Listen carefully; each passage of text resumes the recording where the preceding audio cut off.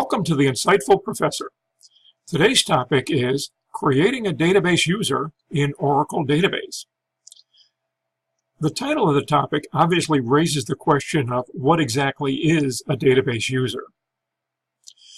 When you connect to a database to perform some task, you're considered a user of the database. When we talk about creating a database user, it's not a Frankenstein-style science fiction operation that's being performed. What's actually being done is a database account is being defined to the database. That sounds a little bit less frightening. We've already mentioned two special administrative users or accounts in an Oracle database, sys and system. These accounts are created when you install the Oracle DBMS software and create a database. The topic of this video is how to create additional accounts that may be used by different individuals within the organization.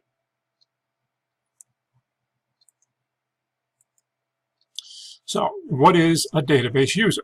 Say a database user is an account that's defined to the database, but it might also be referred to by different names. It might be referred to as a user ID, or a username, or a login. There are a variety of different names by which we might express the same concept. So when you define a user, it addresses a security issue of what's called identification. We're giving an individual the ability to say, this is who I am, and the database can say, okay, yeah, I know that name. That sounds good. You've established some kind of an identity. Now, the next part, though, is when a user connects to the database, they have to somehow prove the identity. The identity is basically just a claim to be some individual. So there's another aspect of security known as authentication. And finally, to allow a user to perform operations against the database, once they've successfully established their identification and kind of confirm that through authentication, we have to give what's called authorization. And this basically is what allows a user to perform certain operations within the database. So in Oracle Database, we address the issues of identification and authentication with a special data control or DCL statement called create user. Now, the create user statement has a purpose of defining a username or an account, whatever you want to call it, within the database. But in order to do this, whoever issues the create user statement must also have some kind of authorization. They're required to have the create user system privilege. The general syntax for this is create user, give a name, and the name must be unique within the database. You cannot have two usernames or accounts that are identical within the same database. And then, how do we establish the authentication? See, create user specifies a username. That's identification. Then we have a clause called identified, and we could say identified by and a password, and we'll actually provide the password as part of the create user statement, and this is the idea of authentication. The user will prove who they claim to be by presenting their password to the database. There are a couple of additional clauses here where we can associate a default table space for a user if the user will be permitted to create tables and requires storage out on disk. We can also establish how much storage they're permitted to use by giving them a quota of some amount of storage associated with some particular table space. But more on that a little bit later. Let's concentrate on these two key parts here of identification, giving a username, and authentication, providing a password for the user. We should also mention for completeness that there are other ways to do authentication beyond the password. But in our little tutorial here, we're going to focus just on the password, kind of internal authentication performed by the database. So this is the basic syntax. We also make a comment at the bottom regarding the fact that Oracle Database supports what are called case-sensitive passwords. And we'll have a little bit more to say about that as we go along. That's a strong point to make because Oracle Database did not always support case-sensitive passwords. Now, with the create user statement, we explain a little bit more about the options here of the quota and the identified by. And I'll let you take a look at that. You can pause the video and examine that if you're curious. But the combination of the username and password make up what we refer to as the user's credentials. This is how the user is going to say my identity and my, authentication. Now, let's look at a quick little example. We mentioned that Oracle supports case-sensitive passwords. This is controlled by a parameter that is established when a database starts up. And this parameter is called the secure case-sensitive logon. We'll look at this when we actually walk through the exercise here of creating the user. But depending on the setting of this determines whether the particular database that you're working with does actually enforce case sensitivity with the password. It's recommended that this be set to true because if you have case-sensitive passwords, they are stronger passwords, you have better security. Sometimes you might, for backward compatibility with an older version, when a new feature like this comes out, what you might do is have it set to false just so that you can do this migration more gracefully. But this parameter's been around for a while. Back in the Oracle 10 days is when we saw it introduced.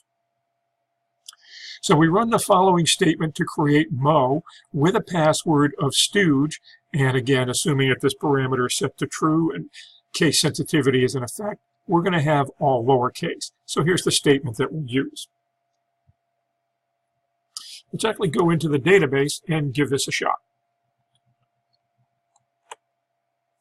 So I've logged in as system, which is a special database administrator account. This user has the authority to create a user. They have the create user system privilege. So we've already connected. The first thing I'll do is I'll show the parameter. Show parameter secure case sensitive logon, and it is set to true, which means for this particular database, passwords are case sensitive. So now let's go ahead and attempt to create that user. So we'll say create user Mo. That's the identification. And then we say identified by, and this is where we provide a password. And again, I'll do it in lowercase. The user gets created. That's great. We're all set, right? The user's out there. Well, not quite. Remember I said this is identification, this is authentication, but there's also an issue of authorization. Next thing we can do is just go out and confirm the user's been created, and then we'll go and talk a little bit more. Remember we talked about the metadata that Oracle has in the system catalog, or what it refers to as the data dictionary. So we'll select from a particular metadata table the username and the default table space for the user and the date the user was created. And we select this from a data dictionary table called DBA users. And we'll throw an order by in there just so we can find our particular user fairly easily. And here we go. Here's Mo. And Mo was created today, which is August 11th. And notice it says system. This is not good. He should not have the system table space as his default table space. We'll remedy that little situation, that little problem in just a moment. But again, this is the information that we're really looking for, that Mo is in the list, his name is there, and he was created today. So we're making some progress. But let's go and talk a little bit more, because we've got a little bit more background to put together here. Now, we created the user, and we might think we're all ready to go here. We've got the username, we've got the password. If we attempt to connect as Mo, the first thing we're going to do is take a look at trying to connect as Mo with an uppercase password. Remember, we created him with lowercase. So this should fail. We'll get something like invalid username / password login denied. Let's go and give that a try and confirm that's exactly what happens. So now we connect as Mo, password of Stooge, all in uppercase, and sure enough it says invalid username or password.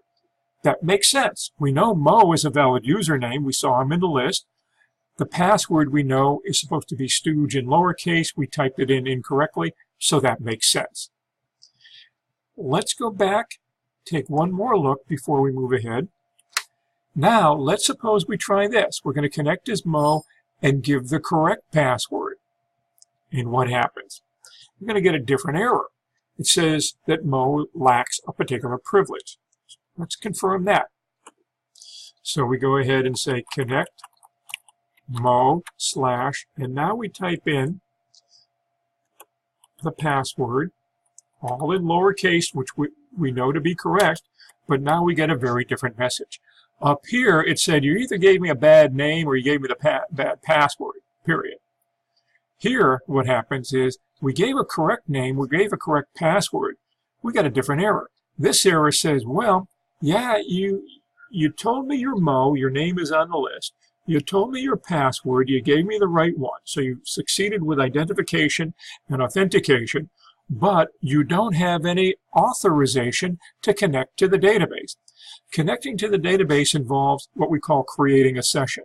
And cleverly, the name of the privilege to allow us to do that is called create session. Mo doesn't have that. Remember, we didn't give any privileges. So that's our next step. So now, to authorize the user, the DBA will have to come back into the game and say, grant create session to Mo, and then we'll attempt to get in as Mo. So we connect once again as the DBA system. And again, you really shouldn't be showing passwords like this, but this is a tutorial just to give you the idea. We should actually allow the system to prompt us for the password. But anyway, we're connected as the DBA. We'll confirm that. And now what we'll do is we'll say grant create session to Mo. Sounds good. It was successful. Now let's try this command here. We're going to connect as Mo with the correct password. Remember that failed a moment ago because we were not authorized. So let's give it a try. And it seems to have worked. Let's say show user. Ta-da!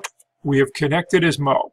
So again, Mo identified himself correctly, did the authentication, and was authorized by the DBA to create session, and that's what happened next. So behind the scenes, when you connect, a session is established. There's all kinds of accounting information that's recorded under the hood or internally within the system, but you need a privilege or permission to do that. So Mo is now there. He's ready to go. We've created the user. Now, remember when we created Mo, we neglected to specify a tablespace as his default tablespace, and the database took something that was known to be the default database for this particular system, and it was actually called system. We never want to use the system tablespace for our user data because the system tablespace is used extensively by the database system itself to perform administrative operations. So we don't want to have user objects stored in there. Remember, in an earlier video, we created a tablespace called app data. What we're going to do is we're going to alter the definition of Mo as a user, specify the default tablespace as being that tablespace we created earlier called app data, and allow him a whopping 100 megabytes of disk space from the associated data file. So the create user statement is a data definition statement, or data control probably is more appropriate because we're creating a user which is a security type of aspect rather than a database object. Alter user falls into the same category. So let's go ahead and perform this operation. So to do this, we must again connect as the DBA, connect as system. We'll confirm, yes, we are connected as system. So let's go ahead and alter the user Mo and associate the app data with the user as the default tablespace and allow Mo 100 meg of storage within the related data file. We do that, the user is altered. Now let's go back and check the DBA user's data now about Mo. What we're going to do is look at that default tablespace. When we run this query, here's Mo, and now notice we did indeed change, because previously we saw this as system, so now the default tablespace is app data. So should Mo choose to create tables or indexes which require physical storage, the storage will come from this tablespace if Mo does not put it in some other tablespace. And at the moment, he's only authorized to use this tablespace. Furthermore, though, we haven't actually authorized him to create a table. But anyway, we're getting very close now. We've created a user and given him a bit of authorization. So let's continue on.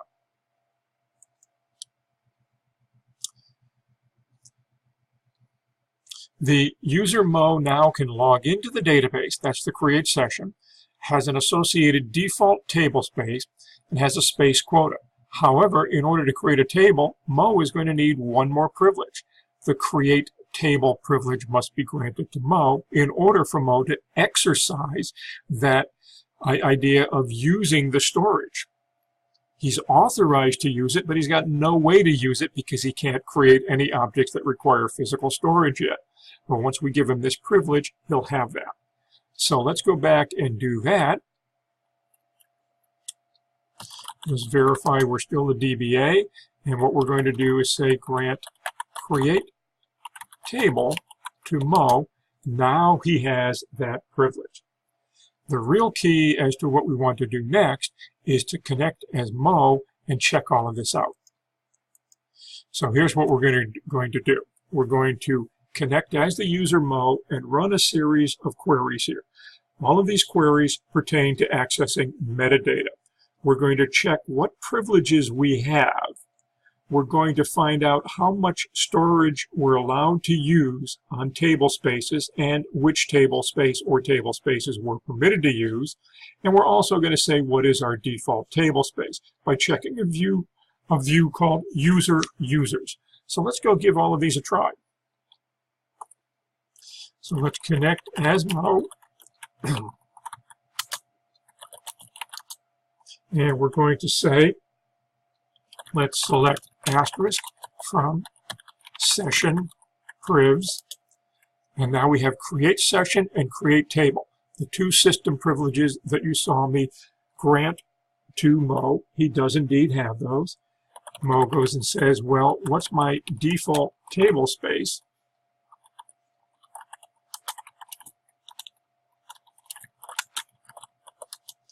And it's app data.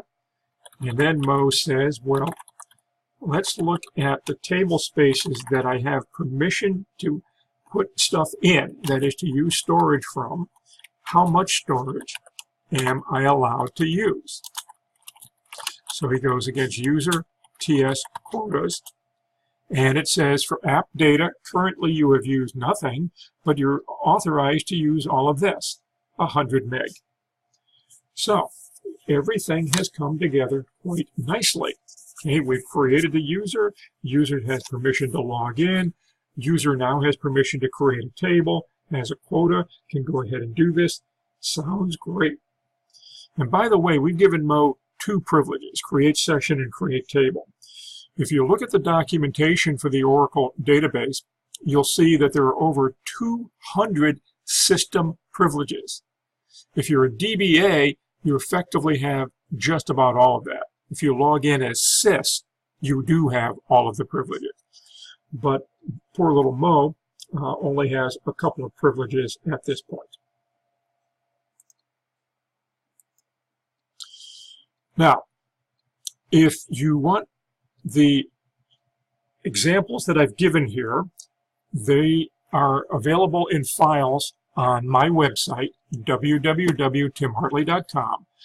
Go to the menu and look for the Insightful Professor link, and you'll see the files that are available for download. Creating a database user has all of the commands I just executed here, and there's a second file called createusers.sql. This file contains instructions that can be used to create and authorize 2 additional users. One of the users will be a database administrator account named NFDBA, and the other is a developer account named student. I suggest that you examine the statements and comments within the second file, the create users, because I haven't shown you any of this directly, but you should be able to make sense of it from what you've seen in the video. So then, after you understand it, go ahead and take the commands within the file and execute them in the order that they're presented in the file, and you'll have 2 more users. You'll have NFDBA to do administration rather than logging in a system, and you'll also have student, which is a more privileged account than Mo. And we'll say that that would be like an application developer.